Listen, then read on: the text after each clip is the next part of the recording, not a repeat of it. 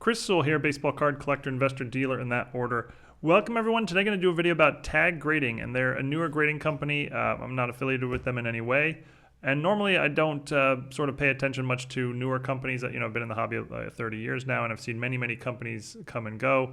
But I am intrigued by Tag, as they're entirely AI grading. All the grading is done by a computer, and consistency has been a complaint by a lot of people with the grading companies, particularly PSA as of late. And Tag gives you a very detailed description as to why your card got the grade that it got, and I'll go over all of that at the end. So I sent them a test package here, basically just 10 cards, just to sort of see the process and see what it's all about. This is me opening the package, and I'll sort of talk through things I liked, things I didn't like about the process and the company from my one experience here. So something up front that you can probably already see is the packaging across the board is top notch. Like, it has a very sort of high class feel to it. It's not something I personally care about at all. I just want to make sure my cards arrive safely, but I guess it's a nice touch. The holders themselves, I think, are really nice. Really clear. The card feels like it's like floating in space. Really nice, and it looks really nice against a black backdrop with the white bordered card here. But I think the holders are really nice. The plastic themselves is clearly very sturdy. I don't know how good it is, but I would guess it's as sturdy or better than any of the four major grading companies at the moment. And you can see this Travis Kelce, Topps rookie, got a 9. And again, it's AI grading, so there's a ton of information about why it got the 9. You can see there's a QR code on the label. You can use your phone and hit the QR code, and it will bring up all the information about the card, all the categories and why it got the grade it got. And I'll go over all that at the end, as it's actually pretty extensive. But one thing I'll mention that I was not a fan of with the process is that the other companies, you go online and then you enter the cards you want to submit, and then you just submit them. With Tag, there's an extra step. You go online, you enter the card you want to submit, and then they mail you a package that you will use to submit your cards. I guess this would probably be nice for like newer people submitting who have never submitted, because it does really do a good job of sort of walking you through the process. Put your cards here, then seal the package up here, then mail it out here. For me, it was annoying because it was just another step. I had to wait another week or so before I could actually mail the cards out. So I wasn't a huge fan of that. Not a big deal, but I guess it, like I said, might benefit newer collectors who are a little uncomfortable. It does do a nice job walking you through the process. But you can see on the cards that they all have a grade 1 to 10. They actually use a 1 to 1,000 scale. And they need that because of all the information that the AI provides with the grading. You'll see that at the end again. But then they also convert it to the standard 1 to 10 scale, and that's what goes on the label. This card here got a 10. And I mean, they have to do that. They can't possibly try to start a new scale for the hobby to learn or get accustomed to. So they score the card 1 to 1,000 using their scale, and you can see that score online or with the QR code. But then they convert it to the 1 to 10 scale here for the label.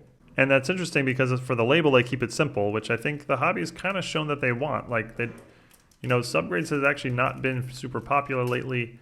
Most of the companies are just going with the standard 1 to 10 scale. But then you can also go online and see, oh, my card graded, a 995. It's the single highest copy ever graded. And that's sort of an interesting long-term potential appeal of Tag, is that you can differentiate the minute details of 2 gem mint cards, if that's something that's important to you, which I think it is to some and not to many others. For me personally, not a huge appeal there, but I do think there are collectors who that would appeal to. Some other aspects of Tag, pricing wise, their pricing structure is fairly simple. It's pretty much on par with the other companies. All the companies are very similar. They have some are slightly less than others, some slightly more. I think Tag's currently at $14 a card or $20 a card, depending on some various factors, which is sort of in line with the other companies, more or less. One thing that's holding them back, or I think will really hold them back long term, is they only accept, or at the time I sent this in, they only accepted modern cards 2000 to present, and only standard size cards. So no mini cards, no oversized cards, and also standard thickness cards. So no jersey cards, patch cards, no national treasures, none of this. I assume this is all because their machine currently can only, evaluate cards of a specific size and thickness. So I guess that's why. But, long term, if they want to be a major player in the hobby, there's no way they can continue to have that limiting of cards that they accept. They're going to have to open it up or figure out a way for the machine to grade other sized cards. I don't know if they have that plan in place or not. But again, long term, there's no way they're going to be one of the big five grading companies. Let's say if they don't accept vintage cards and mini cards and die cut cards and jersey cards, etc. And maybe their goal is not to become one of the big five. Maybe they just want to carve out a niche market for themselves. And if that's the case, they may not need to change that. But I don't really know their long-term plans. In terms of turnaround time was quite good. I think it was 3 weeks door to door for my order. Now it's a sample size of 1, so take that for whatever you feel that it's worth. But again, I think the holders themselves are really, really nice and really sturdy. Here's a Lionel Messi Topps Chrome refractor. If I didn't know which holder was which, and you put each of the big 4 down and put a tag one there and said pick your favorite, I might pick the tag holder. I think again they're just really, really nice. It sort of highlights the card, not the label. The card's just sort of floating in space nicely. And if I was nitpicking, I would say the font's a little bit too small. I'm not sure why they made the font so small. It's a little hard to read, but I do think the holder overall is really nice. Resale value on tag is just not there at the moment, but that's to be expected with any new company. You really need to give a company some time to sort of develop that aspect, see if they can catch up to some of the other companies. But yeah, at the moment, if you're looking to sell a card for profit, tag would not be my recommendation. For the 10 cards I sent in, these were all cards I considered to be 10 contenders. Like if I'd sent them to PSA, I would have thought they would have had a shot at a 10. PSA is not giving out a lot of 10, so maybe if I'd sent these to PSA, I would have expected something like 3 10s, 6 9s, and an 8 or somewhere in there. In my tag order here, I got 4 8.5s, 2 9s, and 4 10s. So basically more or less in line with what I was expecting. Again, small sample size, just a 10 card order, but we'll go into that in more detail in just a bit here.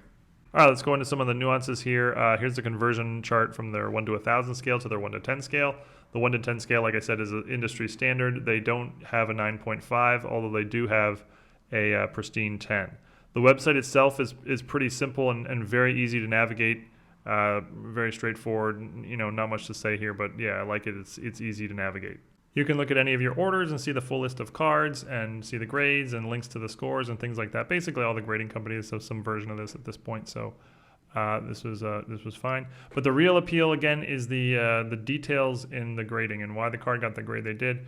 Now, I'm going to say up front, they kind of go it's almost a little too much information they give. It's confusing, but we'll go through it a bit here. So my Travis Kelce, which is the card we're going to use as the example, graded a mint 9, but on the 1 to 1,000 scale, actually graded a 946, which you can see at the top there. And this is an image of the actual card. So if you scroll down a little more, you get the pop count information. I think this is really interesting. There is a pop report, and you can see on the left is just the pop count. This card's been graded a total of 2 times at this point by tag. Both of them getting mint 9s, but the ranking in the middle, card rank, is the one that I think is really interesting. Mine is the nicest copy ever graded by tag. Got a 946. Obviously the other card that was a mint 9 was not as high as a 946, but with 2 cards graded in total, who cares? But you can imagine that down the road, 5 years from now, if there's, say, a fairly common card that's been graded 1,000 times, well, I bet there's a lot of appeal to a lot of collectors to be able to go online and say, yeah, it's been graded 1,000 times. It's a pretty common card, but mine is the 3rd nicest copy ever graded by tag. I can see that having a lot of appeal to a lot of collectors in the big picture. And then chronology on the right is just time-wise when it was graded. Mine was the 2nd one graded chronologically. But I think the card rank is sort of the potential here long-term to separate tag from some of the other companies, in that you can differentiate between 2 gem mint cards because they have the 1 to 1,000 scale, if that's something that is important to you. But then you can also get the report card for the card's condition, and this is extensive, and I think it's almost overkill. A lot of numbers just everywhere you look. Basically, they give a 1 to 1,000 score in every category you would think of, and a bunch of categories you wouldn't think of. The centering is far more than just 60-40 or 55-45 type of thing, but it's down to the 1/100th of a percent. You can see left to right centering on this card is 50.68 by 49.32. And the width of the card, for example, is supposed to be 2.5, but look at the very bottom. The bottom number is 2.501, meaning this card is 1/1000th of a centimeter too wide. For surface, they list every single imperfection here, no matter how minor it is. A lot of this stuff you can't even see by the naked eye. They give a super high-res scan, and you can go in and see these little imperfections here and there if you want to understand, what they're referring to. For corners, each corner, both the front and the back, so 8 total corners, each get a whole bunch of scores for various different categories, and those are algorithmed together to get a front corners score and a back corners score, and I'm sure that's all algorithmed again to get the total score. For the edges, both the front and the back get scores for top, bottom, left, and right, so 8 different edges scores, and each of those get 3 subcategories of scores, fray, fill, and ESW. They each get scored 1 to 1,000, and then that's used to determine a total score for each of the 8 edges. And then those are used to average a complete, total score for the front edges. In this case, the front edges of my card got a 999 score out of 1,000. Again, obviously a lot of computation being done here, which I don't understand, but this is what AI grading can provide. These are things that obviously a human could not figure out on their own, and a lot of people have been asking for that. So that's tag grading in a nutshell. Again, really too early for me to sort of jump on board or believe strongly in them, but I am intrigued, and I do find it interesting that they're bringing something new to the table, in entirely AI grading. Something that the other 4 companies have not provided at this point. So we'll have to see how that sort of works out long term. But I'm really interested to hear other people's thoughts. Like, what do you think of this? Is this amazing, or is this silly, or anywhere in between, or whatever? I would love to hear comments about it, and see you all again next time. Thanks, everyone.